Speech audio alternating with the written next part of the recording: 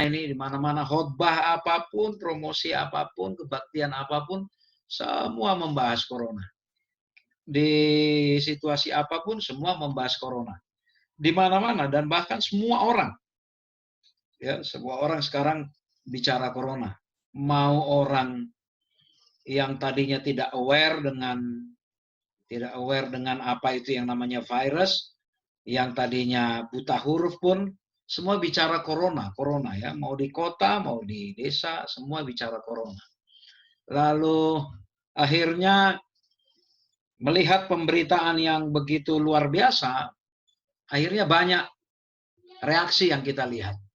Ada yang ketakutan, ya, ada yang khawatir, ada juga yang apa namanya ya, menjadi cemas berlebihan. Lalu muncul kebiasaan-kebiasaan baru yang kebiasaan yang dulu kita anggap normal sekarang nggak normal. Sekarang kalau ada orang keluar dari rumah nggak pakai masker, ya, lalu sembarangan pegangan sama orang, itu kita anggap orang nggak normal. Ya, kita biasanya belanja, ya belanja aja. Sekarang apapun disemprotin, ya kan? Terima kembalian juga uang pun disemprotin, ya. Lalu tidak kalah menarik ya seperti biasa di setiap isu di Indonesia ini selalu muncul ahli-ahli baru, ya kan? Selalu muncul ahli baru yang tidak backgroundnya pun bicara masalah virus, ya, yang semuanya hanya dengar-dengaran juga bicara virus seolah-olah dia paling menguasai, ya, masalah yang sekarang ini. Lama-kelamaan kalau menurut prediksi saya, seandainya ini berlama-lama, kalau sampai minimum 6 bulan, kalau prediksi saya akan ada paling tidak 3 jenis gangguan jiwa yang potensial muncul dialami oleh masyarakat Indonesia. Pertama yang disebut anxiety disorder, gangguan kecemasan. Ya, gangguan kecemasan. Di salah satu kerabat dekat kami sekarang ini sudah 1 bulan dia mengalami gangguan kecemasan. Ya. Melihat dia coba pergi keluar ke pasar, dia lihat semua orang pakai masker, dia ketakutan. Ketakutannya dia pikir, wah, ada apa ini? Ini berarti bahaya dunia ini. Lalu dia dengar pemberitaan, akhirnya dia matikan total TV, dia keluar dari grup yang ada share-share masalah info corona. Ya, gangguan kecemasan akhirnya membuat dia tidak lagi kerja. Ya, tidak lagi kerja. Bayangkan dia sebagai suami tidak sanggup lagi kerja. Istri juga tidak bisa kerja. Nah, bagaimana dengan keluarganya nanti? Lalu gangguan yang lain adalah paranoid. Paranoid itu ya curigaan sama orang kan. Sekarang kita ada orang datang ke rumah kita curiga dia kena sudah carrier atau tidak. Kemarin itu saya pagi-pagi mencegat penjual ketoprak, ya, pagi saya mau coba beli, istri bilang, hati-hati loh, tangan dia bersih nggak, suruh cuci tangan dulu, suruh semprot dulu dan segala macam. Saya bilang pada waktu dia masuk komplek udah disemprot dulu itu di depan sama satpam. Saya bilang enggak, harus cuci tangan. Nah, paranoid ya. Dan yang parah juga nanti adalah kalau terjadi obsesif kompulsif. Obsesif kompulsif itu mengulang-ulang perilaku tertentu ya yang sebenarnya kita sudah lakukan dan berlebihan. Ya, contohnya sekarang apa-apa cuci tangan, apa-apa cuci tangan. Apa-apa cuci tangan. Khawatirnya kalau tidak bisa kita kontrol, lama-lama jadi obsesif kompulsif. Kita merasa kotor, kita merasa jorok, kita merasa tidak boleh dekat dengan orang lain karena kita masih nggak bersih, takut nularin orang lain. Ya, obsesif kompulsif yang dalam taraf ekstrim itu cukup sulit kami tangani oleh para psikolog. Ya, semoga tidak terjadi bagi kita di Jemaat Taman Palem. Tiga penyakit kejiwaan ini. Nah, segala macam koleksi yang kita pernah koleksi selama ini menjadi sia-sia semua. Ada yang suka yang koleksi sepatu, koleksi baju, koleksi lain-lain, koleksi jam tangan, koleksi mungkin ada koleksi mobil, koleksi apa namanya parfum, ya. Bukan itu lagi koleksi yang dibutuhkan sekarang. Ya, berapa banyak masker yang kita punya? Itu sekarang koleksi yang diperlukan. Lalu mulailah keluar kebijakan work from home. Ya, dari pemerintah. Kebetulan klien di tempat saya bekerja sebelum pemerintah sudah mengeluarkan kebijakan work from home, kami sudah terlebih dahulu work from home sejak awal Maret. Lalu terjadi stres yang di kantor pindah ke rumah. Ya, stres yang di kantor pindah ke rumah, kerjaan kantor pindah ke rumah, tapi anak harus diurus juga. Tiba-tiba mungkin istri atau suami minta tolong, antar ke sana lah, beli apalah. Terjadi gangguan, work from home. Mulai juga frustasi anak-anak yang biasa sekolah dari rumah minta diajarin oleh orang tua, lebih stres lagi dia. Diajarin oleh orang tua, ternyata orang tuanya tidak lebih sabar dari gurunya. Lalu harapannya ya work from home itu kita pikir ya di depan kita laptop lalu dengan segala macam ide, ujung-ujungnya jatuh-jatuhnya ke dapur juga. Kayak saya sekarang pekerjaan rutin jadi ngepel, ya bantu istri masak, ya itu kenyataan yang saya hadapi. Dan kenyataan yang tidak bisa dipungkiri, ya karena di rumah tidak tahu apa kegiatan, sebentar-sebentar buka kulkas, ya kan, sebentar buka kulkas, istri juga sebentar-sebentar nanya masak apa ya, bikin apa ya. Akhirnya kue-kue, roti-roti yang tadinya malas bikinnya sekarang belum habis makanan yang satu, muncul lagi makanan yang berikut. Tapi di sisi lain ada juga orang yang kesulitan makan, gitu ya. Jadi diminta social distancing, ternyata kancing baju juga ikut-ikutan social distancing oleh karena kebanyakan makan. Lalu bahkan sampai ada anekdot bahkan para superhero pun ikut-ikutan obesitas oleh karena pergerakan mereka pun semua sudah dibatasi. Nah, yang lucu adalah ternyata muncul perilaku yang aneh juga di kalangan kita orang Advent. Sementara orang lain sibuk menggalang dana untuk bantuan pengadaan APD, lalu anggota kita berlomba-lomba share ayat. Ya, share ayat di WhatsApp group, di mana-mana, di Facebook, ya ayat-ayat yang tiba-tiba ayat itu seolah-olah ayat corona, gitu kan. Lalu keluar lagi ilmu-ilmu cocokologi, ya kan, keluar ilmu cocokologi. Sudah mulai ada yang mengatakan, oh itu kenapa ada corona, karena di Cina itu banyak makan sembarangan, yang haram semua dimakanin. Lalu ada lagi yang lebih ekstrim, ya kejadian di gereja kami seminggu yang lalu terpaksa saya counter, ya kan, karena ada seorang yang share informasi yang tidak valid, ya yang tidak valid, mengatakan mengapa di satu negara disebut di negara Bhutan tidak ada kanker di sana, tidak ada COVID, oleh karena di sana vegetarian. Ya, lalu mulai muncul doktrin.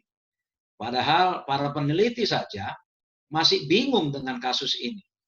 Para ilmuwan saja masih bingung dengan kasus ini karena ini kasus baru, penelitian cukup minim, tapi kita sudah langsung tiba kepada kesimpulan mengatakan, oh kalau vegetarian tidak mungkin kena COVID. Ya, saya bukan anti vegetarian, tapi saya anti orang yang terlalu gegabah mengambil kesimpulan. Kalau memang karena vegetarian kesimpulannya tidak kena COVID, ya udah kirim aja orang vegetarian ke Wisma Atlet di Kemayoran, biar mereka saja yang urus, jangan kasih APD ya toh, gitu ya, kan nggak mempan toh. Nah, lalu ada lagi yang ahli nubuatan, wah ini benar-benar sudah dekat ini, ya seperti biasa kalau ada gempa bumi, ada banjir, wah ini benar-benar sudah dekat ini, padahal sudah dari 100 tahun lalu gempa bumi, 200 tahun lalu sudah ada gempa bumi. Dan bahkan ini virus seperti ini adalah siklus 100 tahunan. Tahun 1720 juga terjadi virus, 1820-an juga terjadi wabah yang menyerang, ya, yang cukup global terjadi sama seperti ini juga. Muncul nubuatan-nubuatan yang lain. Lalu mulailah keluar kebijakan worship from home. Ya, worship from home. Ini pun muncul ya, kontradiksi di antara kita sesama anggota Advent, antar pendeta juga terjadi kontradiksi. Wah, kenapa harus takut? Gitu ya. Ada yang alirannya pendeta Pariaji, ya kan, yang sering turun naik ke surga, gitu kan. Pendeta Pariaji bilang, ya kita sudah punya minyak urapan. Beberapa pendeta Advent juga bilang, kenapa harus takut? Dengan iman dan segala macam, gitu ya. Lalu beberapa denominasi juga mengadakan pertemuan-pertemuan cuek dengan himbauan pemerintah, tiba-tiba 238 yang ikut pertemuan di GBI Bandung semua positif COVID.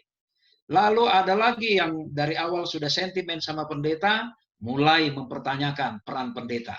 Di mana peran pendeta? Sekarang pendeta nggak ada iman, ngajak kita berdoa di rumah. Lihat itu, dokter-dokter yang berani terjun. Ya, termasuk di salah satu grup yang saya bilang itu kemarin saya juga komentar, saya bilang, kalau pendetanya nekat datang berdoa mengunjungi pasien itu, bukan masalah beliau tidak punya iman. Diusir Satpol PP, Pak, saya bilang. Ya, urusannya sama aparat. Ya. Nah, jadi mulai kadang-kala kita tidak tahu menghadapi satu isu seperti ini seperti orang bingung, orang mabuk, ya mabuk doktrin, gitu ya. Sama parahnya dengan orang yang mabuk pilpres, sulit ditobatkan, gitu ya. Nah, lalu pemberitaan-pemberitaan lagi ditambah lagi setiap hari, jubirnya Kemenkes selalu mengupdate, ya. Berita-berita seperti ini malah menjadi momok. Ada yang bermaksud untuk mendapatkan informasi supaya up to date, tapi banyak juga yang melihat dari sisi berapa yang mati, gitu kan. Jadi berita kematian itu menjadi menginspirasi, ya menginspirasi benak setiap penonton, setiap pemirsa. Waktu mau tidur pun akhirnya terganggu, lalu akhirnya menjadi sebuah blueprint. Ya, kalau dalam istilah psikologi, menjadi sebuah blueprint kayak cetak biru di dalam mindset kita, bahwa seolah-olah ini kematian semua ini di sebelah kita, kematian semua di lingkungan kita. Ya, yang namanya kehidupan itu seolah-olah nggak ada, gitu ya. Lalu akhirnya makin terpuruk cara pikirnya. Kemudian muncul lagi berita PSBB. Sebelum PSBB ada tekanan lockdown, ya kan? Tekanan lockdown, ternyata terminologi lockdown tidak ada di negara kita, ya. Lalu diputuskanlah pembatasan sosial berskala besar. Lalu dibuat berita yang heboh lagi, apa sih PSBB? Oh, nggak boleh keluar, nggak boleh ini, nggak boleh kemana-mana. Semakin mencekam situasi ini ya sekarang, semakin mencekam. Lalu yang menarik lagi, pada waktu mula-mula terjadi virus corona ini, mulai muncul perilaku predatorisme di antara sesama kita manusia. Saya tidak tahu apakah di antara kita jemaat Taman Palem ada juga yang ikut-ikutan menjadi predatorisme. Apa itu contohnya? Ketika mulai didengar ada berita heboh panik bahwa harga-harga mulai mahal, lalu masker mulai jarang, hand sanitizer mulai susah ditemukan, lalu desinfektan juga susah ditemukan, maka mulai semua kita seolah-olah menjadi predator bagi sesama manusia. Ketika saat itu kita mulai belanja sebanyak-banyaknya, gitu ya. Borong masker sebanyak-banyaknya. Beli itu semua Indomie, bahan-bahan makanan. Kita tidak pikirkan bahwa ada orang lain yang membutuhkan itu. Sebanyak mungkin. Ya, sebanyak mungkin. Masker borong, hand sanitizer borong, desinfektan borong. Lalu yang biasanya belanja tidak pernah sampai berapa troli seperti itu. Semua anggota keluarganya dibawa, masing-masing bawa troli. Dengan alasan persiapan, tapi sebenarnya kita tidak sadari bahwa alasan persiapan seperti ini bersembunyi sebuah mental di dalamnya, itu mental predator. Kita ingin menyelamatkan sendiri, tidak peduli orang lain selamat atau tidak. Yang penting persediaan makanan di kulkas kita penuh, I don't care dengan tetangga. Nggak peduli yang lain itu bisa atau tidak. Supermarket belum buka, datang duluan kita kalau bisa di situ. supaya kita duluan antri, jangan sampai habis.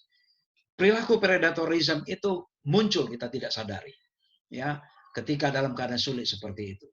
Dan yang paling menakutkan lagi bahwa permasalahan sekarang bukan hanya masalah isu virusnya itu sendiri, adalah uh, efek multipliernya adalah terjadinya krisis. Ya, teman-teman yang belajar ekonomi pasti tahu itu. Saya tentu tidak terlalu menguasai. Mulai ada kekhawatiran resesi ekonomi. Walaupun prediksi IMF mengatakan ada 3 negara yang bakal tegar nanti di akhir wabah COVID ini, termasuk salah satunya adalah Indonesia bersama India. Ya, Indonesia dianggap negara yang mampu keluar dari resesi ekonomi nanti. Tapi apa yang terjadi? Perusahaan-perusahaan sekarang mulai mengalami kebangkrutan. Ya, bangkrut, produksi berhenti, tidak bisa dihindari, PHK berhenti. Beberapa waktu yang lalu Presiden keluarkan pengumuman kemungkinan para ASN tidak akan mendapatkan THR, sudah mulai goncang. Perusahaan-perusahaan swasta banyak yang mengajukan ke Dinas Tenaga Kerja setempat untuk diberi dispensasi untuk tidak membayarkan THR. Karena memang sulit. Produksi tidak capai target, penjualan menurun, lalu apa yang mau dikasih untuk THR karyawan? Lalu mulai orang kehilangan pekerjaan, ya. Mulai orang kehilangan pekerjaan, sudah banyak yang kehilangan pekerjaan. Ojek-ojek online yang tadinya sehari bisa mungkin dapat 10 order sampai 15 order, sekarang dapat 1-2 order sudah lumayan. Ya, dan apalagi ketika PSBB nggak boleh lagi angkat bawa orang dan hanya boleh bawa barang. Ya, mulai kehilangan pekerjaan. Saya pribadi sebagai konsultan dan trainer, semua event saya langsung pending. Jadwal-jadwal yang sudah diset oleh klien, pending semua. Dan tidak tahu sampai kapan. Nah, dalam keadaan ketakutan, dalam keadaan susah, sudah menjadi sifat dasar manusia. Kalau berdasarkan teori X, ya sudah menjadi sifat dasar manusia. Waktu menghadapi susah dan ketakutan, orang akan cari selamat sendiri. Ya, orang akan cari selamat sendiri. Ya, sama seperti tadi waktu menimbun masker, beli masker sebanyak-banyaknya, membeli bahan pokok makanan sebanyak-banyaknya, itu adalah ungkapan bahwa setiap orang ingin cari selamat sendiri. Ya, orang ingin berada di zona nyamannya sendiri. Ada satu pelajaran yang saya kira sudah dihotbahkan oleh banyak pengkhotbah di ketika kebaktian from home. Ya, salah satu pelajaran yang menarik yaitu seorang janda muda, ya, dari Sarfat. Ya, Sarfat itu di Tunisia, sekarang Lebanon namanya. Ya, yang dia harus menolong seorang nabi bukan oleh karena dia sanggup, tapi oleh karena justru dalam kekurangan dia harus menolong. Dan bahkan persediaan untuk yang ada di dapur itu adalah persediaan terakhir, ya kan? Persediaan terakhir. Berbeda dengan orang banyak yang lain yang tadi saya katakan. Dalam keadaan susah dan takut, biasanya cari selamat sendiri. Tapi janda di Sarfat ini, dia tidak cari selamat sendiri. Ya, dia tidak cari selamat sendiri. Dia berusaha berbagi, menyelamatkan. Yang uniknya adalah orang yang diselamatkan bukanlah orang yang pernah menolong dia, bukanlah orang yang punya hubungan darah dengan dia, orang yang dia tidak kenal, tamu saat itu, ya, hanya berdasarkan firasat imannya saja dia mengatakan bahwa ini orang istimewa. Ya, ini orang-orang istimewa. Oleh karena itu dia berimankan sehingga persediaan apapun yang ada di rumah, ya, buli-buli yang tinggal satu kali masa itu, akhirnya dia relakan, ya, untuk memberi makan nabi yang datang, tamu yang datang ke rumahnya. Ada sebuah kisah yang sangat menarik. Ini kisah nyata. Teman-teman boleh nanti browsing kalau mau lebih dalam, bahkan beli bukunya juga, sudah banyak yang diterjemahkan di dalam bahasa Indonesia. Ya, Man's Search for Meaning. Ya, seorang psikolog bernama Viktor Frankl. Ya, ini sebuah pelajaran yang sangat mahal dan saya kira kita harus banyak belajar dari dia. Dia seorang Protestan taat dari orang Wina, Australia. Dia lahir tahun 1905 di Wina, Austria, sorry bukan Australia, Austria. Lalu tahun 41, ya berarti umur 36 dia menikah dengan seorang perempuan. Dia cukup terlambat menikah. Dia menikah dengan seorang wanita bernama Tilly Grosser. Dan kurang dari 2 tahun dia menikmati rumah tangganya, lalu tiba-tiba mereka dipisahkan, harus dideportasi, dimasukkan ke kamp konsentrasi Nazi, ya, yaitu zaman Hitler. Lalu dia dipisahkan dari istri dan keluarga, dari orang tuanya, dari adik-adiknya, dari kakaknya, semua dipisahkan. Lalu tahun 45 dia dibebaskan, dan ternyata ketika dia dibebaskan, dia baru tahu kabar bahwa istri dan orang tuanya sudah dibunuh. Jadi dia hanya bertemu dengan istrinya selama 2 tahun. Dan dia ada di kamp Nazi itu selama 2 tahun, mengalami situasi yang sangat menyesakkan. Kita tahu sendiri bagaimana Nazi Jerman, Hitler, kalau menyiksa, kalau kita bilang penyiksa itu, saya kira sangat dekat dengan profil yang namanya Hitler. Jenderal yang sangat kejam memperlakukan tawanannya. Lalu mengapa Viktor Frankl bisa berhasil keluar, dibebaskan, dan dia produktif, bahkan dia menulis buku yang sangat mahal, yang sangat berharga, dan dia mulai menulis buku itu ketika dia berada di kamp Nazi. Bahkan ada sebuah ungkapan dari dia katakan, bahkan dalam situasi yang paling absurd, yang paling menyiksa, dan yang paling mendehumanisasikan, kehidupan dapat bermakna, dan bahkan penderitaan pun sangat bermakna bagi dia. Mengapa dia katakan begitu? Apa makna hidup bagi dia? Sepanjang di kamp Nazi, ya, dia bertanya, ya, banyak pertanyaan di dalam hidup dia. Apa sebenarnya yang saya cari di hidup saya? Kenapa saya harus dilahirkan dan harus hidup kalau toh seperti ini? Lalu dia mulai coba lebih dalam lagi. Tidak mungkin saya lahir tanpa tujuan. Dia katakan, nggak mungkin saya lahir tanpa tujuan. Lalu dia mencoba lagi mencari apa itu yang disebut eksistensi diri.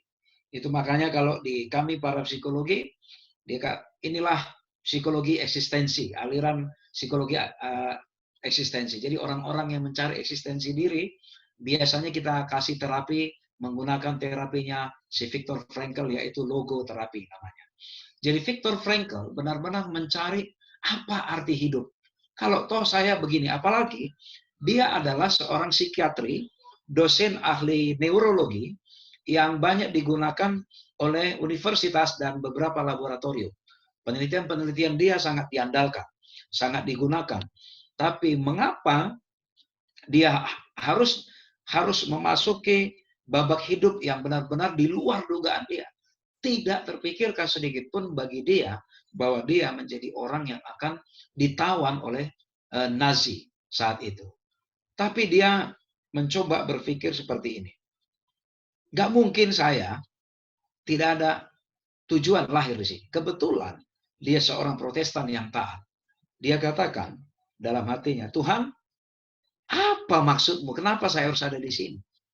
Apa selama ini Engkau sudah buat aku selalu bermakna bagi diri sendiri dan bermakna bagi orang lain? Apa makna saya di camp ini?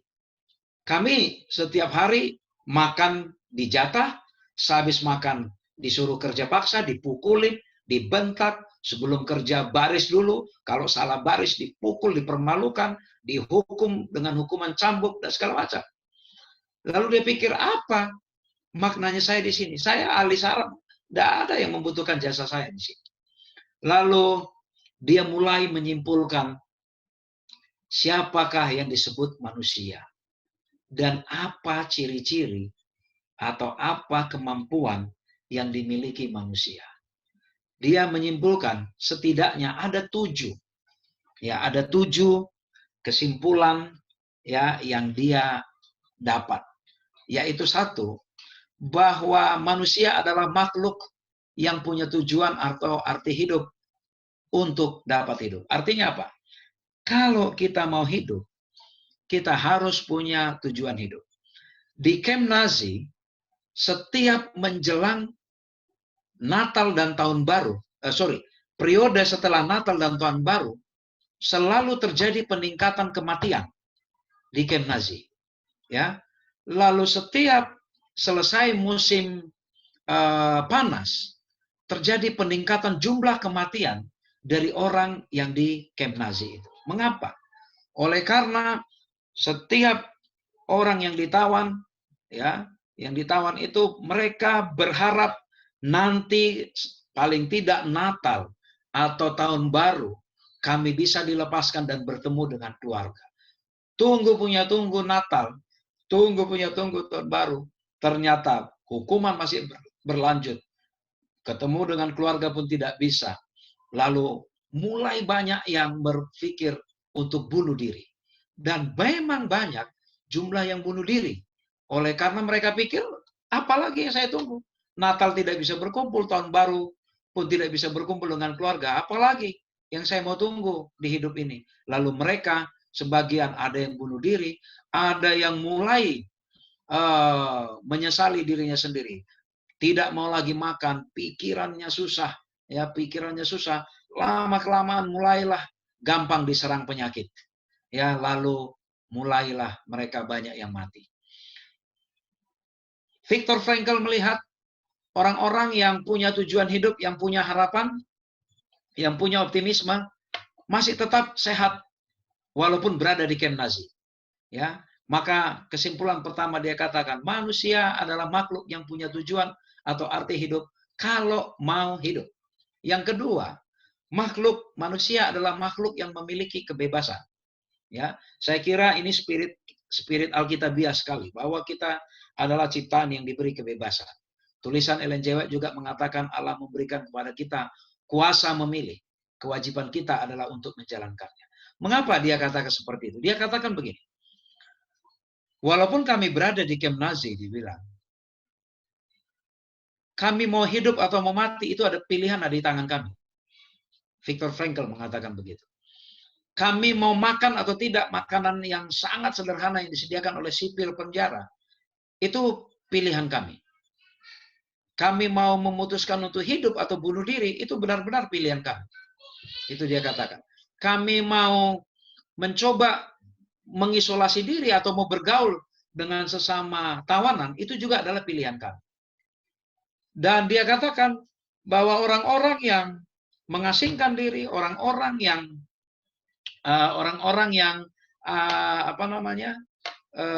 memilih untuk memberontak, tidak mengikuti, tidak mau makan makanan yang disediakan, mereka yang lebih dulu mengakhiri hidupnya. Maka dia katakan, manusia yang sehat mentalnya adalah manusia yang memiliki kebebasan untuk memilih. Ini pelajaran mahal bagi kita. Banyak kita untuk memilih hidup kita aja susah. Memilih jurusan, ya, yang anak kuliah, memilih jurusan aja susah. Yang kerja, mau milih tempat kerja susah, mau milih istri susah, mau beli barang aja susah, harus tanya si anu, minta persetujuan ini. Ya, orang-orang yang tidak bisa berdiri bebas di atas pilihannya adalah orang-orang yang paling menderita, oleh karena eksistensi dirinya benar-benar sangat terkungkung. Yang ketiga, ini yang paling menarik, yang paling cocok, yang paling dibutuhkan dengan pelajaran kita. Manusia adalah makhluk yang dapat melakukan pengorbanan. Dikatakan, selama di kamp Nazi itu, kan sama-sama susah. Ya, makanan susah, sedikit sekali porsi makanan. Pakaian juga terbatas. Tidak jarang sesama tawanan Ya, ada tawanan yang merasa lebih kuat, dia pukul tawanan yang lain, dia rampas itu makanan. Ya, dia rampas. Tapi tidak jarang juga ada tawanan yang memilih untuk membagikan makanannya dia, berbagi ke orang lain, ya, supaya orang lain bisa makan lebih banyak, dan dia kok berkorban untuk makan lebih sedikit. Ada yang berkorban untuk memberikan tumpangan, ya, memberikan tumpangan tidur di campnya, oleh karena camp temannya itu sudah bocor. Tapi ada yang dengan kekerasan pukul orang lain untuk keluar dari campnya supaya dia masuk ke camp yang lebih nyaman. Nah, tapi apa yang terjadi? Menurut pengamatan observasi dari Viktor Frankl selama di camp Nazi itu, orang-orang yang banyak melakukan pengorbanan ke orang lain, ternyata hidup mereka lebih sehat. Mereka lebih gembira. Mereka lebih bisa menikmati hidup. Walaupun secara kasat mata mereka makan lebih sedikit dibanding teman yang lain. Campnya mereka tidak lebih baik dibanding campnya orang yang lebih berkuasa itu. Ketika seseorang di camp itu tidak mau berkorban, ya maka mereka akan jadi predator bagi orang lain. Sama seperti yang saya katakan tadi. Ketika kita langsung berpikir ingin memenuhi kebutuhan kita saja, kita lupa dengan orang lain. Pada saat itu sebenarnya kita sedang membunuh orang lain secara pelan-pelan. Kita sedang menjadi predator bagi orang lain. Yang penting hidup saya aman. Nomor 3, itu yang paling penting ya. Manusia adalah makhluk yang dapat melakukan pengorbanan. Lalu yang keempat, manusia adalah makhluk yang mampu melakukan kebiasaan diri dengan apapun. Sorry, minum dulu. Jadi dikatakan seperti ini. Ternyata tawanan-tawanan itu, ya tawanan-tawanan itu, kalau mau eksis hidupnya, mau tidak mau, mereka harus mulai membiasakan diri dan menikmati dengan kebiasaan di camp. Ya, harus mulai membiasakan diri dan harus menikmati. Ya, harus menikmati, karena kalau tidak menikmati, maka hanya keluhan saja. Ya, keluhan dan keluhan dan keluhan saja. Ada sebuah ungkapan psikologi mengatakan begini, what you resist will persist. Apa yang kita coba resisten, kita coba tolak, kita nggak mau kita mau lawan itu terus. Justru apa yang kita lawan itu makin menyiksa kita. Ya, semakin menyiksa kita. Coba lihat orang-orang yang selalu melawan sama instruksi pemerintah. Orang itu ngedumel terus. Lihat di medsos dimanapun, ngedumel terus. Hidupnya penuh dengan keluhan terus. Ya, menurut si Viktor Frankl, manusia yang mentalnya sehat adalah orang yang mampu melakukan kebiasaan diri dengan apapun. Bahasa yang lain mungkin mengatakan adjustment atau adaptasi diri. Atau bahasanya teori evolusi mengatakan seperti ini. In any system, the person with the most flexibility will always control the system. Jadi di dalam semua situasi, ya, hanya orang yang bisa menyesuaikan diri dengan keadaan lah yang akan menguasai keadaan. Jerapah yang mau menyesuaikan diri dengan pohon-pohon yang tinggi lah yang akan bisa eksis hidup. Ya, lihat kita, ya, kita di kantor, kalau kita tidak bisa menyesuaikan diri dengan bos baru, peraturan baru, kebiasaan baru, aturan main yang baru, kita selalu menjadi troublemaker di kantor. Anggota-anggota jemaat yang tidak mau adjust dengan pendeta yang baru, gaya khotbah yang baru, kebiasaan pendeta yang baru, akan selalu menganggap pendeta yang datang ini pendeta troublemaker. Maka dia selalu akan nostalgia dengan pendeta zaman lamanya. Apapun dia selalu bandingkan. Kalau bagi yang ada di grup yang saya katakan itu beberapa hari yang lalu, saya juga membuat tulisan ke mereka, susahnya tidak mudah menjadi pendeta di GMAHK, saya katakan begitu. Kenapa? Salah satu apa? Pendeta selalu dibandingkan, pendeta yang baru selalu dibandingkan dengan pendeta yang lama. Wah, kalau pendeta kita yang dulu begini ya, kalau pendeta kita yang dulu, kita menuntut pendeta itu harus menyesuaikan diri dengan kita, bukan kita yang menyesuaikan diri dengan pemimpinnya. Maka ketika seperti itu, konflik itu antara anggota dengan pendeta. Ya, saya bukan bermaksud membela pendeta Panjaitan di sini. Ini secara umum saya katakan. Ya, kalau kita mau sehat, kita harus mampu melakukan kebiasaan diri dengan apapun. Kalau dalam bahasanya si Viktor Frankl dalam teori logoterapi ini, kalau mental kita mau sehat, kita itu harus hidup here and now, di sini dan sekarang. Ya, di sini dan sekarang. Seandainya Viktor Frankl selalu masih terbayang-bayang dengan bagaimana dia sebagai profesor di perguruan tinggi, di laboratorium, ahli saraf, punya banyak pasien, selalu itu saja yang dibayangkan. Dia hanya ngedumel, mengeluh terus. Dan bisa bunuh diri dia di tempat itu. Tapi dia, mengapa dia bisa eksis? Dia gunakan prinsip here and now. Di sini dan sekarang. Di sini di mana? Di kamp Nazi. Hidup dia sudah di kamp Nazi, bukan di luar. Kapan? Sekarang, bukan dulu. Ya, rekan-rekan anggota Taman Palem, ya, hidup ini kan selalu berubah terus. Jangan hidup terus dengan masa lalu. Pendeta juga akan berubah, akan ganti. Jangan hidup dengan pendeta masa lampau terus. Ketua jemaat berganti. Jangan hidup dengan ketua jemaat yang lama. Kalau ketua jemaat yang dulu begini.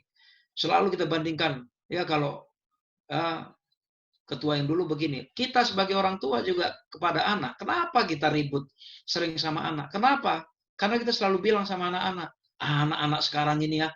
Kalau kalian begini-begini. Kalau kami dulu. Ya, kalau kami dulu. Nah, selalu kita mengatakan begitu. Akhirnya apa? Kita tidak bisa adjust. Sekarang contoh, beberapa waktu yang lalu ketika kondisi waktu normal, beberapa pendeta mungkin tiba-tiba punya doktrin. Bukan hanya pendeta, anggota-anggota juga tiba-tiba punya doktrin. Oh, nggak boleh. HP itu nggak bagus. HP itu bahaya. Nggak boleh baca Alkitab di handphone. Sekarang mau ngomong apa? Kita mau pertahankan teori itu. Mau tidak mau kita harus adjust. Kita butuh teknologi sekarang. Kalau tidak ada teknologi, apa bisa kita bertemu kondisi sekarang ini? Ini bahayanya. Kalau kita selalu membawa hidup kita di kejayaan kita masa lalu, maka dalam bahasa yang ini kalimat saya sendiri cukup kasar mungkin menurut orang. Saya sering katakan, orang yang selalu membanggakan masa lalu, kecenderungannya adalah karena dia tidak punya sesuatu yang dibanggakan saat ini. Ya, jadi kalau kita misalnya contoh siapa ketua jemaat sekarang yang atau mantan ketua, katakanlah mantan ketua di Taman Palem misalnya, lalu ganti ketuanya, lalu mantan ketua bilang, ketua sekarang beda sama kami dulu. Kalau kami dulu udah bikin begini, selalu itu terus, ya itu artinya apa? Nggak ada yang dibanggakan sekarang. Jadi kalau mau eksis, apa yang dibutuhkan? Harus mampu melakukan kebiasaan diri dengan apapun. Sekarang, kita berada di sebuah situasi yang sangat baru. Apa-apa harus semprot, cuci tangan, masker, hindari orang, dan segala macam. Harus adjust. Harus adjust. Berbakti jauh begini. Nggak usah ribut. Masalah iman, nggak ada iman. Ini bukan masalah iman. Ini masalah hikmat bijaksana dan rasional. Ya, mari adjust. Ya, mari adjust. Orang-orang yang tidak bisa melakukan adjustment, seperti yang tadi saya katakan, in any system, the person with the most flexibility will always control the system. Lihat, orang-orang yang sangat kaku pasti ketinggalan dimanapun. Ya, ketinggalan. Di tahun 95 dikeluarkan sebuah hasil penelitian yang dilakukan oleh Daniel Goleman, penelitian longitudinal yang dilakukan selama 25 tahun. Ya, dilakukan selama 25 tahun. Lalu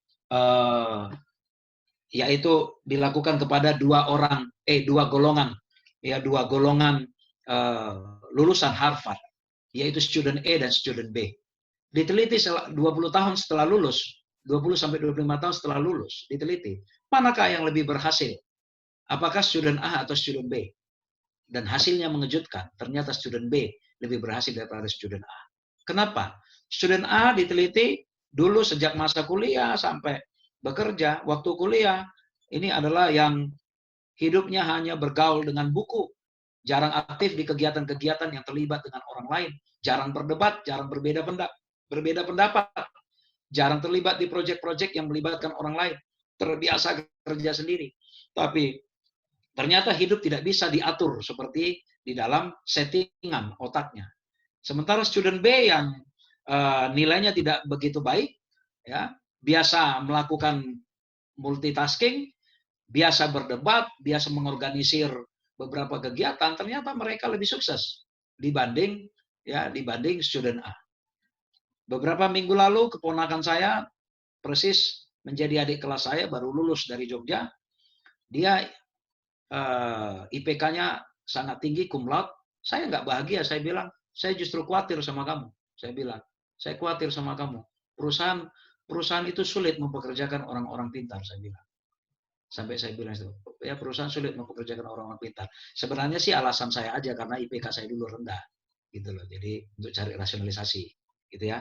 Lalu untuk menguatkan pandangan saya juga beli buku, saya baca ini mungkin kalau kita lihat why A students work for C students and B student work for the government, gitu kan? Kenapa student A kerja untuk student C, ya kan? Dan student B jadi pegawai negeri, ya kan? Kan biasa gitu toh. Kalau A biasanya jadi peneliti, kalau mahasiswa B biasanya jadi para manajer, lalu C adalah pemilik bisnis, D dan E menjadi anggota dewan. Biasanya kan gitu toh. Nah, jadi yang dibutuhkan dari kita adalah bagaimana mengejas diri dengan kebiasaan apapun. Yang kelima, manusia adalah makhluk yang dapat merasa tersinggung. Tetapi apa dia katakan? Ya, Viktor Frankl mengatakan begini. Kita bisa saja tersinggung, tapi dikatakan jangan sampai pihak lain atau orang lain yang mengendalikan hidup kita. Contoh, saya sering gagal juga dalam hal ini. Misalnya, kita naik mobil di jalan, lalu tiba-tiba orang nyelip, ya nyelip dan agak mepet, nggak pakai aturan nyelip. Lalu kita marah, tersinggung, kita mungkin balas lagi. Itu artinya apa? Bahwa perilaku saya ditentukan oleh orang lain. Tidak saya yang menentukan perilaku saya. Mengapa Viktor Frankl sampai mengatakan begitu? Makhluk yang dapat merasa tersinggung. Karena begini, dia beberapa kali sudah barisnya lurus, kerja udah benar, tapi tetap dipukul. Makanya dia katakan disakiti secara batin, dikatakan lebih menyakitkan daripada disakiti secara fisik. Ya, lebih menyakitkan disakiti secara fisik. Ini pelajaran nomor 5 ini sangat bagus bagi kita dalam interaksi dengan orang lain.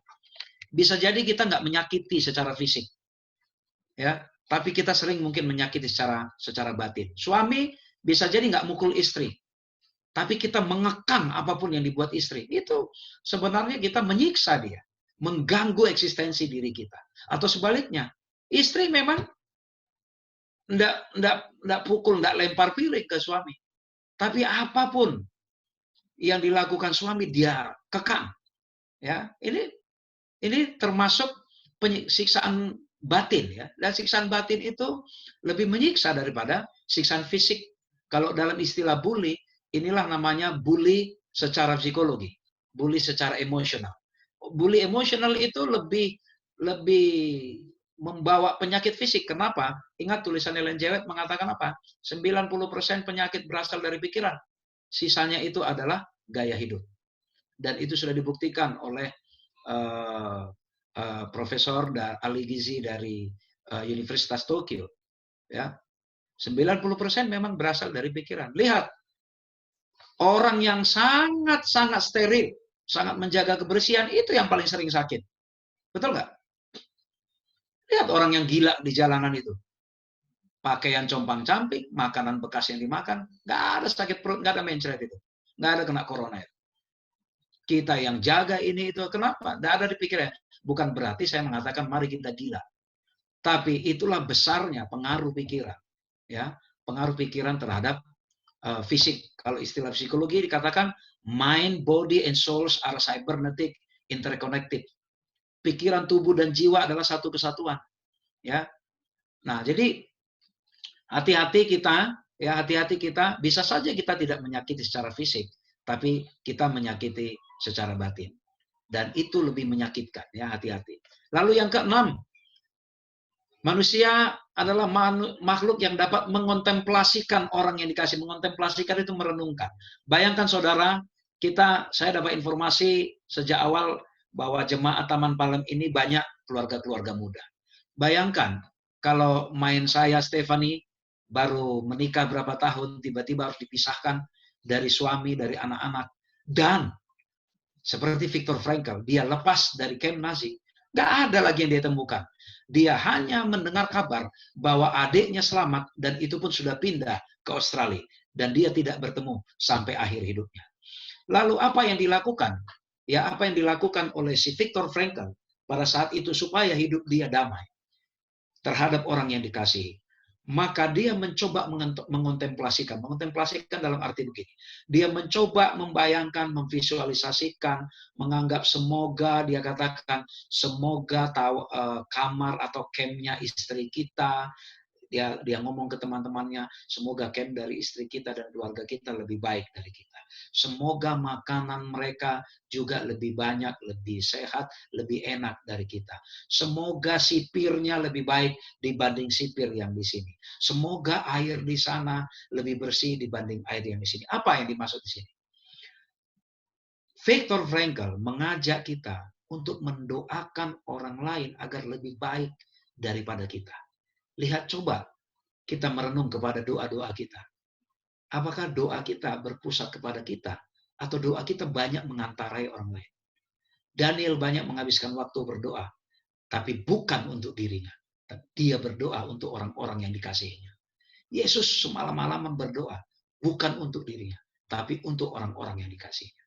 Terakhir dari si Viktor Frankl dikatakan, manusia yang sehat mentalnya adalah makhluk yang punya selera humor dalam rangka bertahan hidup. Lihat, dia katakan, kalau kami tidak bisa saling humor, menghibur sesama teman, menghibur diri, mana bisa kami bertahan hidup? Dan lihat, orang-orang yang punya selera humor lebih sehat, ya, lebih luas pergaulannya dibandingkan orang yang ditekuk terus wajahnya, serius terus, ya keriting terus mukanya. Lebih banyak penyakitnya di orang yang wajahnya keriting terus dibandingkan orang yang sering humor. Ya, dan memang ya kalau satu waktu ada waktu panjang, psychology of humor ini sangat erat kaitannya, ya. Orang-orang yang humor itu kan selalu happy, dan ini Alkitabiah bukan, Amsal berapa, 17 ayat 22 kan, bahwa hati yang gembira adalah obat yang paling manjur dan semangat yang patah mengeringkan tulang, ya. Dan memang ya humor itulah yang membuat mereka bisa bertahan melewati hari yang sangat menegangkan, kerja paksa yang sangat mengerikan, dan ancaman-ancaman tembakan dari tentara Nazi yang sangat kejam itu. Nah, yang menarik lagi, akhirnya dia simpulkan begini. Dia katakan, dan saya mewakili Viktor Frankl, ya, mewakili Viktor Frankl menyampaikan pesan ini kepada kita. Kita sekarang berada dalam situasi yang sulit. Ya, kita bingung, kita mau ngapain? Disuruh di rumah aja sampai kapan? Yang punya tabungan lama-lama tabungan habis. Ya, yang tidak punya tabungan berharap bantuan. Kalau ada bantuan dari gereja. Mau kerja tidak boleh, atau bahkan mungkin kehilangan pekerjaan. Ya, tapi Viktor Frankl mengatakan begini, minimum ada tiga value, prinsip, ya, nilai yang dia mau sampaikan ke kita kalau kita menghadapi kesulitan. Dia katakan value yang pertama yaitu creative values. Creative values itu begini dalam bahasa sederhananya. Daripada kita ngomel-ngomel, ngedumel terhadap keadaan yang tidak menyenangkan ini. Suami yang ngomel terus dengan istri, dengan keadaan istriku ini kok begini, atau istri yang ngomel, ini suamiku kok begini. Kita karyawan ngomel terhadap bos, ini bosnya kok begini, atau bos ngomel, ini anak buah nggak ada yang becus, semua makan gaji buta ya. Pendeta mungkin mengeluh, ngedumel, Ini anggota jemaat nggak ada yang mengerti, nggak ada yang langsung inisiatif, atau sebaliknya anggota jemaat mengeluh dengan penderitanya dan segala macam. Apapun situasi sulit, daripada kita ngomel-ngomel, Viktor Frankl merekomendasikan sebuah value pertama, yaitu creative value. Apa itu? Do something. Lakukan sesuatu. Ya, lakukan sesuatu yang produktif untuk kita. Mengapa Viktor Frankl bertahan selama di kamp Nazi? Daripada dia menyesali keadaan, lalu mulai dia menjadi counselor kepada teman-temannya. Dia mulai hibur sesama tawanan di situ. Ayolah kawan, kamu nggak sendiri. Saya juga ada di sini. Dia mulai jadi konselor. Ya, dia mulai jadi konselor. Lalu dia suka menulis. Dia mulai nulis. Ya, dia minta ke sipir alat tulis seadanya. Itu yang pertama. Apa maksudnya? Ngomel-ngomel, ngedumel-ngedumel itu nggak berubah keadaan. Di gereja juga begitu. Sering ada masalah. Ini gereja kita begini. Ngomel doang, ngeluh doang. Tapi nggak melakukan apa-apa. Kalau hanya mengeluh, siapapun bisa mengeluh. Yang dibutuhkan itu action nyata. Ya, action nyata. Jadi daripada mengeluh, ngomel-ngomel, lakukan sesuatu.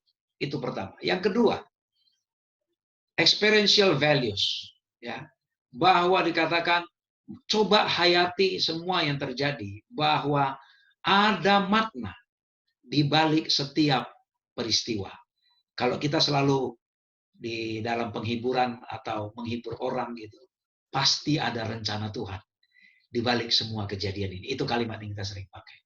Viktor Frankl merasakan itu sekali, ya, merasakan sekali bahwa di setiap kejadian pasti ada maknanya. Ternyata dia merasakan bahwa dia berguna menjadi counselor bagi para tawanan yang lain. Dan yang ketiga, attitudinal values, yaitu sikap atau attitude yang mencoba mengatakan kepada diri sendiri bahwa ini adalah sesuatu yang tidak bisa kita hindarkan. Ya, jadi daripada kita berharap, aduh, cobalah kita seandainya dulu nggak begini ya, coba ya seandainya tidak begini, seandainya terus. Ya, berandai-andai tidak merubah keadaan. Ya, berandai-andai tidak merubah keadaan. Tapi keberanian menerima bahwa ini adalah sesuatu yang tidak bisa dihindarkan akan membantu kita menjadi makhluk yang produktif. Kalau saya lebih senang membacanya dari urutan yang paling bawah. Pertama, yaitu ketika kita berada dalam situasi sulit, cobalah terima bahwa ini sesuatu yang tidak bisa kita hindarkan. Lalu, coba alami, pasti ada makna yang akan kita dapatkan di balik kejadian ini.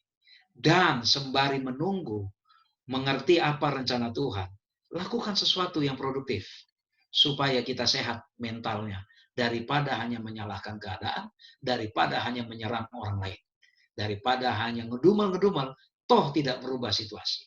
Itu saya merekomendasikan membacanya dari bawah.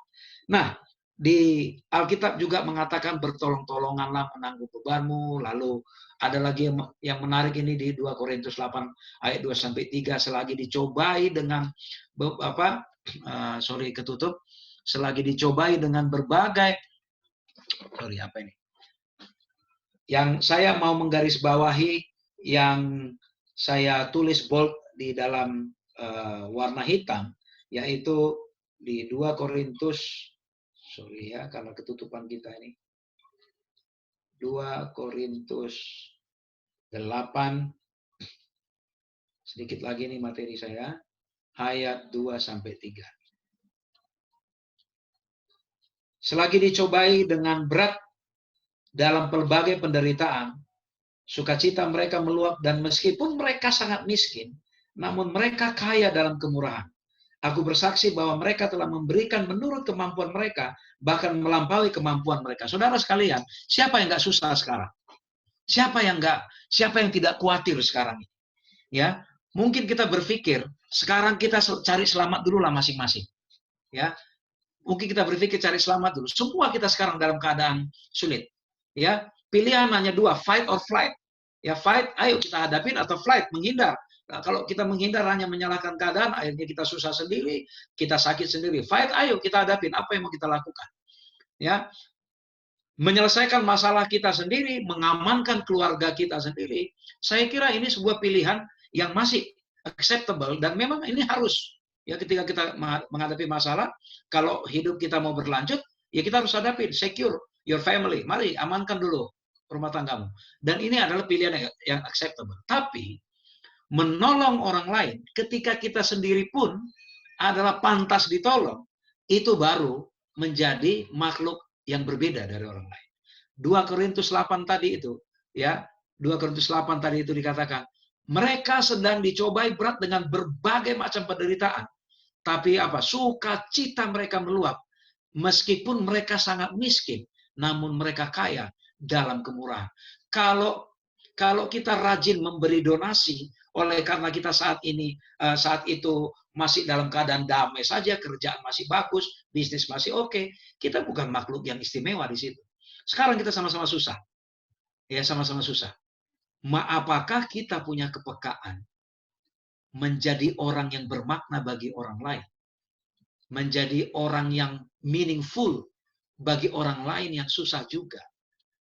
Apakah kita mau berbagi dari yang kurang dari yang kita miliki sekarang? Pasti banyak permintaan sumbangan. Saya 1 minggu ini saja banyak minta sumbangan. Ada yang baru kenal pendeta dari Sumatera Utara, dari mana, saya nggak kenal, hanya kenal di Facebook mereka ini, Bang, tolong Bang, ada anggota begini-begini. Ujian, ini ujian. Saya langsung ingat Viktor Frankl. Kalau saya membantu oleh karena saya punya, apa istimewanya saya di situ? Ya, apa istimewanya saya di situ? Saya mau mencoba naik kelas. Dan bahkan ada satu perintah yang sangat baik ya kepada Abraham dulu di Kejadian 12. Ya, Kejadian 12 ayat 2 sampai 3. Apa dikatakan? Ya, aku akan membuat engkau menjadi bangsa yang besar dan memberkati engkau serta membuat namamu masyhur dan engkau akan menjadi berkat. Aku akan memberkati orang-orang yang memberkati engkau dan mengutuk orang-orang yang mengutuk engkau. Dan olehmu semua kaum di muka bumi akan mendapat berkat. Saudara-saudara sekalian, perhatikan ayat 2 sampai 3. Ini adalah perintah Tuhan kepada Abraham sekaligus berkat bagi dia. Ada 7 perintahnya. Pertama, aku akan membuat engkau menjadi bangsa yang besar. Pertama. Kedua, memberkati engkau serta membuat namamu masyhur. Ketiga, membuat bangsa yang besar, lalu memberkati engkau, itu yang kedua. Membuat namamu masyhur yang ketiga. Yang keempat, engkau akan menjadi berkat. Aku akan memberkati orang yang memberkati engkau. Yang kelima, mengutuk orang yang mengutuk engkau. Yang keenam dan yang ketujuh, olehmu semua kaum di muka bumi akan mendapat berkat. Tahu, saudara sekalian, dari 7 perintah itu, tidak satu pun yang dialami oleh Abraham. Apa yang dibilang? Aku akan membuat engkau menjadi bangsa yang besar. Dia punya 2 anak saja, itu sudah mau bunuh-bunuhan. Mau gimana jadi bangsa yang besar? Dia tidak sempat nikmati. Memang keturunan dia jadi banyak, tapi dia tidak sempat nikmati. Tapi dari 7 janji berkat kepada Abraham ini, yang benar-benar terbukti, yang benar-benar Abraham itu laksanakan, yang benar-benar Abraham alami adalah berkat yang persis di tengah, yaitu engkau akan menjadi berkat. Lihat Abraham, kemanapun dia pergi, dia menjadi berkat bagi Lot. Dia menjadi berkat kemanapun dia, ya, kepada tamu-tamu yang datang yang lewat dari depan rumahnya. Kemanapun, kalau kita baca kisahnya Abraham selalu menjadi berkat. Saudara sekalian, mungkin dalam posisi sulit seperti sekarang ini, doa yang paling kita sampaikan kepada Tuhan adalah doa meminta berkat. Ya Tuhan, berkati pekerjaan kami, berkati agar kami terhindar dari penyakit, berkati jemaat, berkati ini, berkati ini, berkati ini, berkati ini. Doa meminta berkat, doa meminta berkat. Saya kira itu doa, jangankan posisi sulit seperti ini. Ya, posisi biasa pun doa kita umumnya seperti itu. Tetapi posisi atau taraf kehidupan kerohanian seseorang paling tinggi adalah ketika dia selalu berdoa agar dia menjadi berkat, bukan meminta berkat. Saudara sekalian, kita sekarang dalam keadaan sulit. saya menantang kita. Apakah kita berani memutuskan menjadi berkat bagi orang lain? Kita bisa hilang pekerjaan. Bagi yang selama ini banyak mengandalkan overtime, nggak ada lagi overtime karena kita work from home. Akhirnya biasanya overtime bisa lebih besar dari gaji. Sekarang income lebih sedikit, atau mungkin sudah hilang pekerjaan. Marketing hilang bonus, ya kan? Marketing hilang bonus. Tapi saya tantang, berani nggak kita jadi berkat bagi orang lain? Kulkas kita belum penuh dengan isi bahan makanan. Ya, kulkas kita belum penuh. Selayaknya harusnya kita penuhi. Tapi beranikah kita menjadi berkat bagi orang lain? Bukan menunggu kulkas kita penuh. Persediaan beras kita mungkin sedikit. Berani nggak kita berbagi beras kepada orang lain yang membutuhkan? Itulah makna hidup paling tinggi bagi seorang pengikut Tuhan. Bukan ketika dia diberkati, tetapi ketika dia menjadi berkat. Ketika seseorang menjadi berkat, otomatis Tuhan pasti memberi berkat kepada dia. Tapi ketika kita selalu berdoa agar diberkati, dan berpikir terus kepada diri kita, ya, lama-lama kita self-centered, hanya memikirkan diri sendiri. Dan tidak ada orang egois yang diizinkan masuk surga.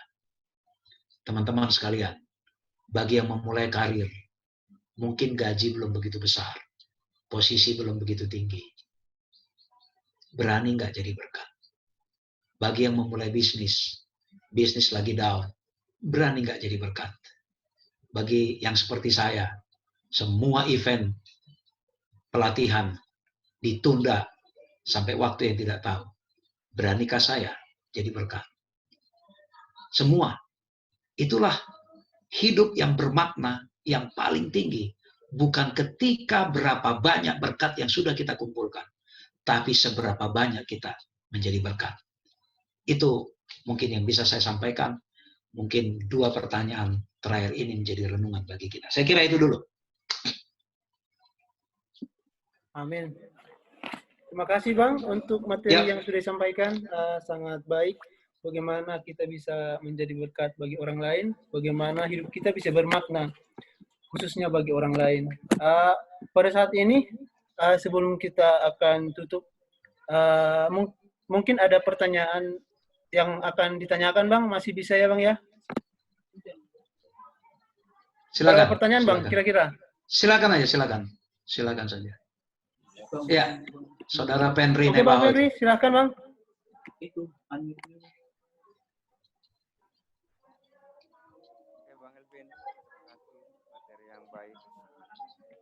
Kecil sekali suaranya. Bang, kecil banget suaranya Bang.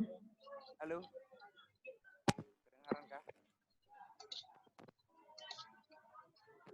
Oke.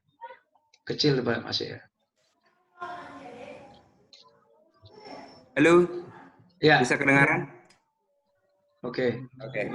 Kayaknya earphone saya ini yang bermasalah. Udah bagus kok. Oke. Makasih Bang Elvin. Materinya yang bagus. Sebelumnya turut berduka cita Bang ya atas kepergian baik tercinta Bapak Ringo. Oke. Thank you.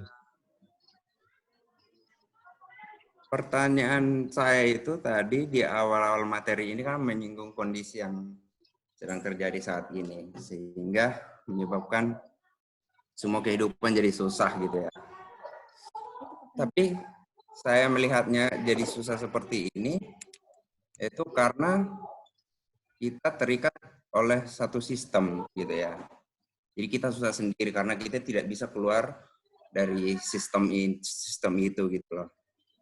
Yang saya masuk di sini adalah contohnya kehidupan kita sekarang ini rata-rata kan kita mendapatkan gaji dari sebuah organisasi. Kita terikat dengan sistem itu.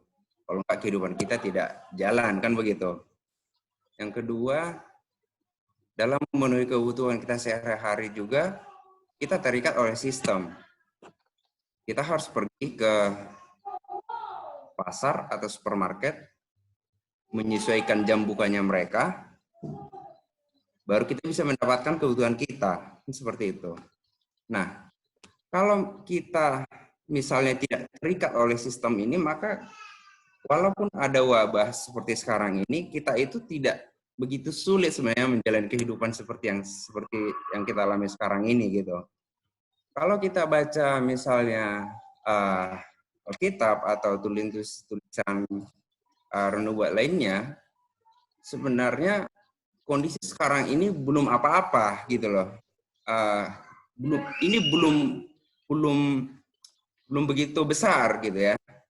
Nah, kalau misalnya kita bisa keluar dari sistem ini, sebenarnya tidak sulit kita untuk menjalani kehidupan kita seperti itu. Nah, masalahnya kita tidak mau gitu ya. Padahal sudah ada tulisan-tulisan, referensi, sudah ada amaran-amaran, misalnya dari kutipan Nyonya White misalnya, di mana dikatakan di situ sebenarnya kehidupan di lingkungan kita seperti sekarang ini, yang kebanyakan kita yang ada di Zoom ini ya, kehidupan di perkotaan ini yang memang membuat kita jadi sulit sendiri gitu loh, karena ini benar-benar kita ada di dalam satu sistem gitu. Nah, kalau misal yang jadi pertanyaan itu, kita yang sudah seringkali mendengarkan atau membaca sendiri tulisan-tulisan itu, kita tidak mau mengambil sikap untuk itu. Kita tidak berani mungkin gitu ya.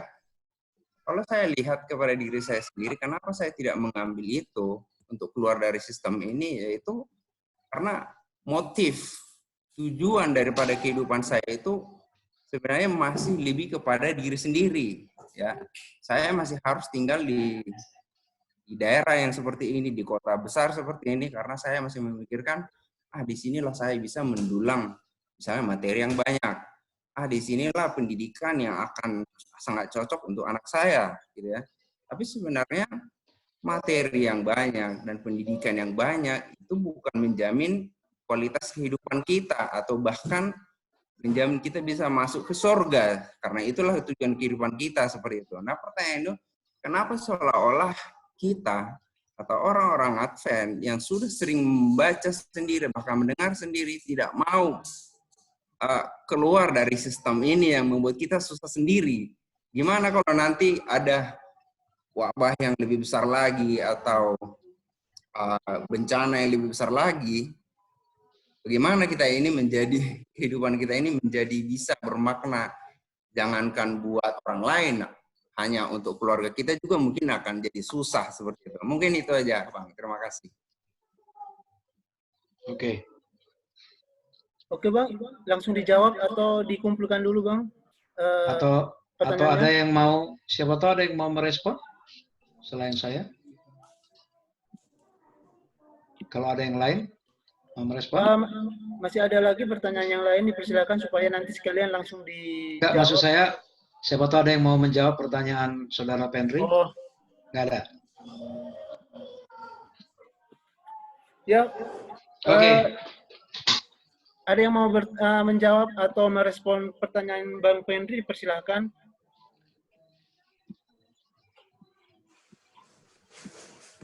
Baik, kalau tidak ada, saya coba. Ya, ini memang cukup kompleks ya, karena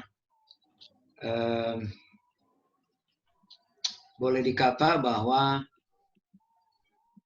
inilah dulu yang lazim terjadi di negara kita, bahwa memang orang lulus dari manapun semua berlombanya ke kota besar kan. Itu lalu sebenarnya kalian Unai juga yang bikin itu toh? Ya kan? Kan kalian orang Unai juga yang bikin itu kan, kalian ajak adik-adik untuk ke sini, gabung ke Jakarta lah kita, kan gitu kan. Jadi kalau nggak mau begitu, bilang sama orang Unai supaya kalau mendidik mahasiswanya jangan disuruh jadi karyawan, jadi pebisnis. Untung saya bukan dari Unai, Bang. Oh, untung nggak dari Unai ya. Ini kan banyak kan dari Unai nih, gitu ya. Nah, jadi memang situasi di negara kita kayak begitu. Ke kota besar dan umumnya orang ke Jakarta, apapun ke Jakarta gitu kan.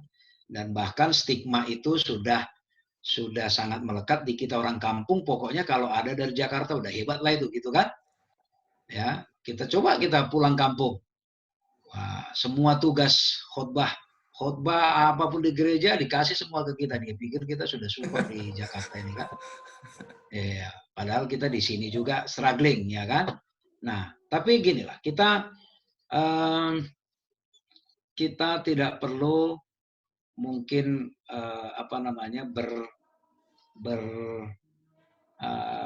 mencoba beradu atau berandai-andai menyalahkan keadaan, ya.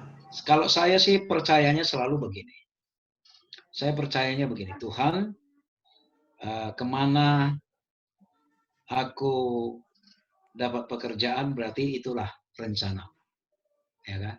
Dulu saya pernah coba untuk meninggalkan Jakarta. Saya pergi ke Surabaya kerja di sana, balik lagi panggil Jakarta, ya kan. Nah, kita nggak tahu. Lalu memang semakin padat kotanya, semakin tinggi tingkat terjadinya wabah ini kan. Tapi saya kira itu pilihan masing-masing yang mungkin kalau bagi saya sih saya katakan dimanapun kita ditempatkan, biarlah jadi berkat. Tapi jangan ada lagi kalimat begini, saya siap di mana aja kerja asal di Jakarta, jangan gitu juga, ya kan? Kayak nggak usah lah dilanjut gitu ya. Memang ini jadi agak melenceng sedikit. Memang kalau mau kita pikir-pikir, sebenarnya pilihan profesi kita itu bukan profesi yang cocok untuk orang Advent. Saya kalau dengan saudara Aro sering diskusi, sebenarnya kalau kita jadi orang Advent itu harusnya jangan jadi karyawan. Ya kan, jangan jadi karyawan. Harusnya kita biasakan berbisnis kan. Gitu. Tapi apa boleh buat? Stigma di kita, ya kita yang alumni UNAI juga kan stigmanya kan begitu toh. Kalau kenalan, kalau reuni kan yang kalian tanya kan di mana kerja? Kan itu loh pertanyaan. Lalu bahkan beberapa orang tua menganggap kalau punya bisnis itu tidak lebih prestis dibanding yang jadi bos di kantor. Ya kan? Misalnya, saya nggak tahu, misalnya mertuanya saudara Aro lah. Mungkin mertuanya lebih bangga waktu Aro bilang saya director di sebuah NGO. Dibandingkan sekarang bisnis apa? Bisnis elektronik. Gitu kan? Jadi kadang stigma masyarakat itu yang buat. Tapi oke lah, kita nggak mau ke situ. Berdoalah, memintalah sungguh-sungguh agar apapun peran, dimanapun kita ditempatkan, pastikan kita selalu jadi berkat. Saya pada waktu lulus, lalu saya mulai profesi saya dengan istri kebetulan backgroundnya sama. Kami selalu berdoa, ya berdoa, diskusi selalu. Kapan kita bisa berguna ya bagi organisasi Advent? Kenapa? Kami bukan pegawai mission. Tapi akhirnya apa? Tuhan dengarkan kerinduan itu. Di beberapa event-event organisasi kita, saya sering diminta jadi pembicara. Akhirnya apa? Artinya, oh Tuhan, beginilah mungkin caranya Tuhan menjawab doa saya. Saya tidak harus menjadi pegawai mission, tapi bisa berkontribusi di mission. Tapi asalkan memang kita mengimani itu, meminta. Kalau kita meminta sesuatu yang baik bagi orang lain, saya sangat yakin Tuhan tidak halangi. Tapi kalau yang baik hanya untuk diri kita, Tuhan pasti punya banyak pertimbangan. Nah, makanya marilah kita berdoa agar selalu menjadi berkat, entah apapun peran kita. Jadilah berkat. Itu aja saya kira.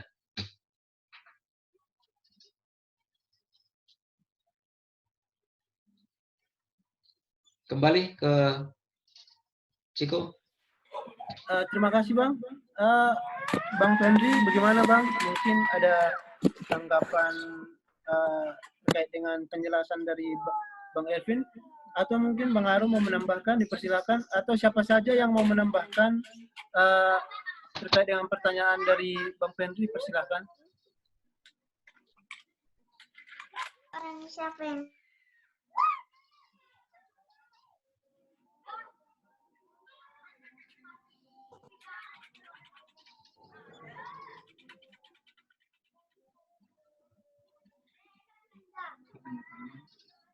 Kalau nggak ada, Bang Pendri mau nyambung, bukan ya, Bang? itu arahnya dia. Bukan, Bang Aro, saya lihat ada teksnya. Nggak usah teks, langsung ini aja, suara aja, Bang. Iya, ini kan sebenarnya seperti yang Bro Elvin tadi katakan ya, bahwa ketika corona ini terjadi, lalu semua kan sibuk untuk melihat apa rencana Tuhan. Nah, sering sekali teks yang saya share di grup itu menjadi andalan itu sekarang, mengenai country living, bahwa dikatakan dengan dengan adanya corona ini sekarang, maka ya itu biasa saya baca, dikatakan gini bahwa with the end of time approaching, this instruction is more relevant than ever. A new generation of believers will find this concept opening horizon to them they had not envisioned. Artinya gini, dia mengatakan bahwa pekabaran mengenai country living ini menjadi lebih relevan dari sebelumnya ketika mendekati masa-masa yang akan datang ini. Sehingga generasi-generasi baru, ya, yang baru ini seharusnya lebih membuka horizon, ya, opening horizonnya, sehingga mereka bisa mendapatkan visi mengenainya. Apakah Bang Pendri arahnya ke sana pertanyaannya atau bagaimana? Ya, betul. Saya tadi sebenarnya sudah mendapat sense ke situ, tapi saya sebenarnya tidak mau menambah masalah baru, makanya saya nggak singgung country living, gitu ya. Karena memang ada beberapa anggapan country living,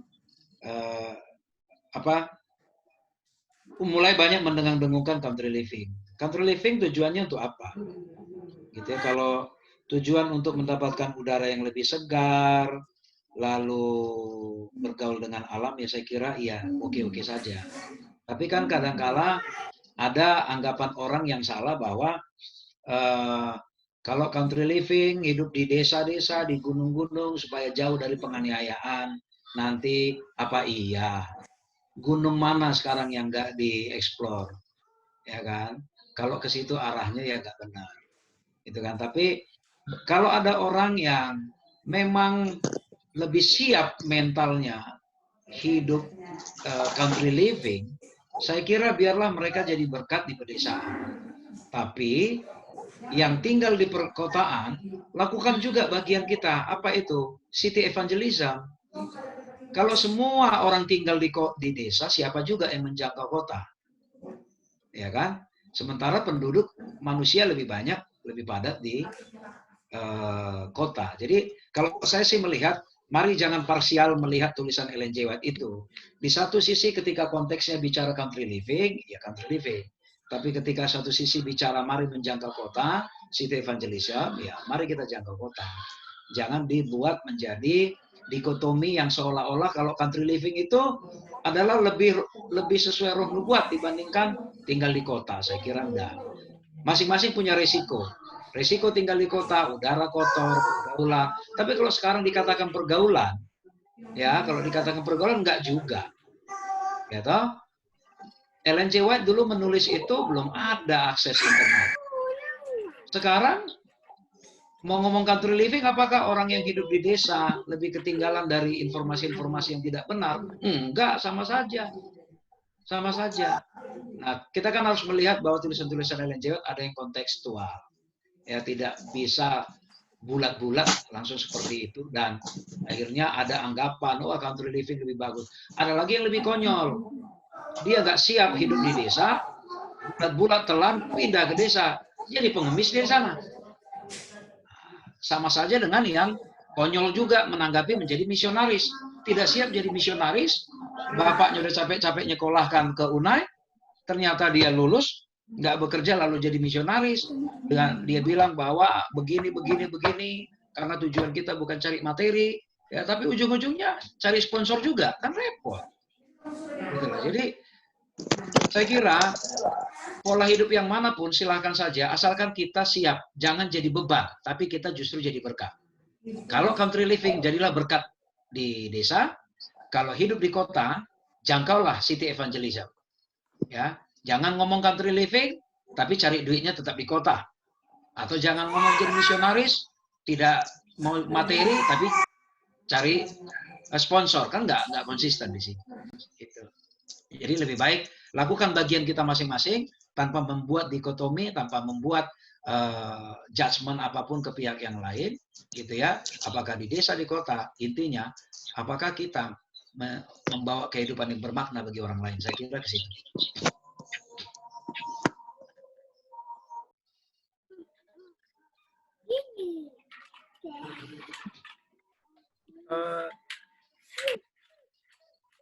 Terima kasih Bang untuk penjelasan yang sudah disampaikan. Untuk pertanyaan dari Bang Henry, ini masih ada sekitar 6 menit lagi. Mungkin satu pertanyaan lagi. Diberikan kesempatan bagi siapa yang mau bertanya. Satu pertanyaan terakhir.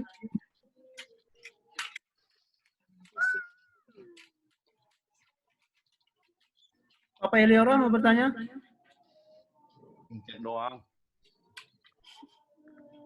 Oke, selamat sahabat semua. Selamat sahabat. Halo. Baik, 6 menit ya. Tapi ini sampai setengah 7 nggak apa-apa ya Bang ya? Sampai jam 7 juga nggak apa-apa ya? Sekalian sampai besok. 1 Yohanes 3:4 kalau tidak salah. Apa namanya, yang menjadi kesukaan bagi kita orang tua adalah melihat anak-anak hidup dalam kebenaran ya. Terus anak-anak kadang-kadang ya, generasi ke generasi turun temurun, dan konflik di antara orang tua turun temurun juga ke anak-anak seperti itu ya. Saya tadi apa namanya, ada senangnya ketika dibahas mengenai bagaimana di gereja, bagaimana kehidupan kita di gereja, krisis yang terjadi. Nah, ketika kita berbicara gereja, di gereja itu kan kita berkumpul, ada orang yang dengan student A, ada orang yang student B, C, D, dan lain sebagainya, seperti itu ya. Dan mempunyai cara berpikir yang sama, yang berbeda, sorry. Nah, di satu sisi juga kita dihadapkan dengan status ekonomi yang berbeda. Ada yang levelnya staff, supervisor, manajer, dan direktur bahkan, dan lain sebagainya, seperti itu ya. Pertanyaannya adalah, kira-kira bagaimana, apa saja sih, kenapa hal itu bisa terjadi? Kenapa konflik yang hal-hal demikian menjadi bahan, apa namanya, menjadi suatu, apa namanya, penghalang untuk kita bekerja bersama? Karena tadi saya dengar masalah Viktor Frankl itu luar biasa dia, karena memang kehidupan yang membuat dia kuat seperti itu ya. Nah, keadaan di gereja banyak sekali yang menjadi bermasalah adalah ketika kita katakanlah melakukan proyek A, B, dan C, di dalamnya adalah orang-orang yang itu tadi, ada yang pengusaha, ada yang student A, B, C, dan D. Kira-kira kenapa sih? Apakah kita bisa katakan bahwa ini menjadi penghalang untuk melayani, atau seperti apa kira-kira? Itu aja sih dari saya, Bang. Terima kasih. Oke. Saya sebenarnya banyak ini punya apa namanya bahan untuk itu sebenarnya, tapi nggak mungkin saya buka sekarang. Oke, gini, simpelnya aja. Kenapa sih sering terjadi konflik di gereja? Ada banyak penyebab ya, ada banyak pendekatan juga. Kalau tadi saya katakan pendekatan dari teorinya si Viktor Frankl, karena ada yang hidupnya tidak here and now, tidak di sini dan sekarang. Ya, ada yang membanggakan masa lalunya, ada yang membawa urusan, misalnya tadi Ada yang manajer di kantor, maunya manajer juga di gereja. Ya kan? Itu kan tidak here and now. Manajernya itu di gereja, di kantor, bukan manajer di gereja. Ada yang ownernya sebuah bisnis, dia berbiasa ngatur orang lain, dia mau atur juga di gereja, mau menjadi owner juga. Itu kan karena tidak here and now. Gitu kan, tidak here and now. Kalau dari situ, ya kalau dari pendekatan itu. Tapi begini, apakah mungkin ada gereja yang tidak ada konflik? Apakah mungkin ada sebuah komunitas yang tidak ada perbedaan pendapat? Kalau saya terangkan sedikit dari teorinya, dari teori dinamika kelompok, ya dari dinamika kelompok, sedikitnya ada 4 tahap. Sebuah kelompok itu ya selalu melewati 4 tahapan. Tahapan pertama fase forming, namanya form ya, form kan membentuk. Oke, forming itu contoh tadi ceritanya saudara Eliora itu, misalnya misalnya kayak sekarang, Jemaat Taman Palang membentuk proyek bagaimana kita menangani atau membuat bantuan kepada anggota-anggota kita yang kesulitan secara ekonomi di era COVID ini. Itu proyeknya. Dibentuklah panitia. Spiritnya sama, yaitu agar panitia ini mampu mengatasi itu fase forming. Lalu mulailah rapat, duduk bersama, si saudara Friendly maunya modelnya A. Lalu Bapak Abrianto Sinaga maunya B. Saudari Novel Doluksari, Bu, saudari atau saudara? Itu maunya seperti ini. Mulai terjadi storming. Storm ya, badai kan. Storming. Disitulah mulai konflik. Ya, waktu diskusi itu makanya ada istilah brainstorming kan. Kalau diskusi nggak pakai brain, sisanya storming, sisanya badai. Ya, waktu tukar pendapat nggak pakai brain, ya ribut. Nah, ini tahapan kedua yang wajib dilewati, mau siapapun, mau suami istri yang saling mencintai, ini wajib dilewati nih fase ini. Lalu kelompok ini hanya akan bisa perform kalau mereka bisa melewati fase storming ini, yaitu namanya norming. Ya udah,